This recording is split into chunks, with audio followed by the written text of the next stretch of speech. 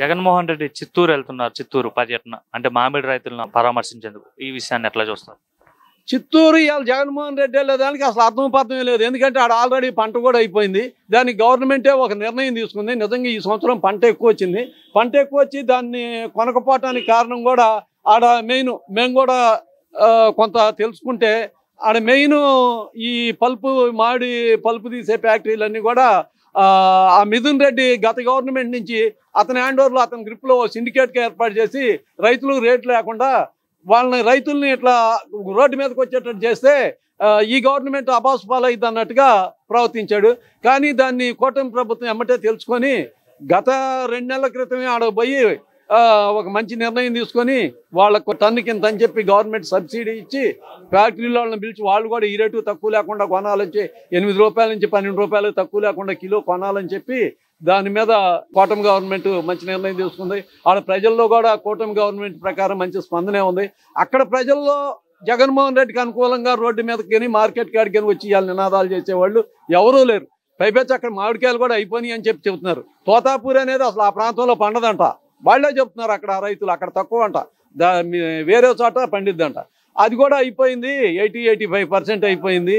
ఈయన ఇప్పుడు వచ్చి చేసేది ఏంది, ఏదో మమ్మల్ని ఇంకా ఆగం చేయడానికి తప్పితే ఆ రోడ్డు మీద పారిపోయటానికి కర్ణాటక నుంచి తెప్పిస్తున్నాడంట డబ్బులు పెట్టుకొని.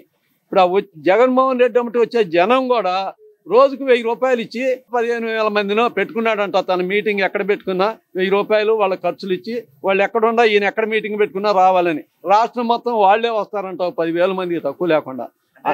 జగన్మోహన్ రెడ్డి పర్యటనకు వస్తున్న ప్రజాదరణను చూడలేకే కూటమి ప్రభుత్వం ఆంక్షలు పెడుతుందని చెప్పి అయితే వైసీపీ వాళ్ళు అంటున్నారు. వైసీపీ పార్టీకి జగన్మోహన్ రెడ్డికి ప్రజాదరణ లేదు, ప్రజలు లేరు, ప్రజాదరణ లేదు, ఓట్లు లేవు, ఏమీ లేదు. చచ్చిపోయిన పార్టీ అది చచ్చిపోయింది. అది జన్మలో బతకదు. వాళ్ళు ఏదో ఆ ఉనికిని కాపాడుకోవటం కోసం మేము ఇంకా బతుకుందాం అని చెప్తాను. కానీ ప్రజల దృష్టిలో చచ్చిపోయింది. ఎందుకు చచ్చిపోయిందంటే మీరు ఏమి చేశారు కాబట్టి 151 సీట్లలో అంత దారుణంగా పడిపోవటం అంటే అది నీకు ఏమాత్రం ఇంగిత జ్ఞానం ఉండా గవర్నమెంట్ ఆ రకంగా పడిపోతుంది. కొంత మంచి పని చేసినా గత ముఖ్యమంత్రులందరూ ఏదో ఒకటి వాళ్ళ హయాంలో ఒక మంచి పని చేసేవాళ్ళు గుర్తుండేది. చంద్రబాబు నాయుడు గారు ఉన్నారు, మరి ఆయన్ని తీసుకుంటే ఐటీ అని చెప్పి, అదే రాజశేఖర రెడ్డి గారు ఉన్నాడు, ఆయన్ని తీసుకుంటే ఆరోగ్యశ్రీ, మళ్ళీ ఫీజు రియంబర్స్మెంట్ అనే 2 పథకాలు మంచి పథకాలు తెచ్చాడు. ఆయన గుర్తుంటాడు. నువ్వు ఏం చేసావని చెప్పి నీ పేరు గుర్తుంటుంది, నీ గవర్నమెంట్ గుర్తుంటుంది. మళ్ళీ నీకు ప్రజల్లో ఆదరణ పెరిగింది. గత గవర్నమెంట్లో 5 సంవత్సరాలు నువ్వు ఏమి ఉద్ధరించావని పార్టీ చచ్చిపోయింది అంటున్నారు. వాళ్ళేమో 2029లో మేమే వస్తాము రప్ప అంటున్నారు. అదే ఆడే రపా అనే దానికాడే మీకు తెలుస్తుంది. కానీ మేము రపా నరుక్కొని వస్తామని చెప్తున్నారు. వీళ్ళు నరుకుతూ ఉంటే మిగిలిన ప్రజలేం చేతులు పట్టుకుని కూర్చుంటారా? ఆడ పార్టీల సంబంధం లేదు. నువ్వు ప్రజలనేక నరుకుతాననేది రపా అంటే ఇంకో పార్టీ, నీ పార్టీకి కాకుండా ఇంకో పార్టీ ఓటేసిన వాడికి రపా నరుకుతాను అంటున్నావు. రపా నరికే మగాడు కూడా రమ్మని చెప్పు ఊళ్ళలోకి. రపా నరికితే ఆడే కాళ్ళు 2 నరికి బూట్ చేస్తారు ఆడే ప్రజలు.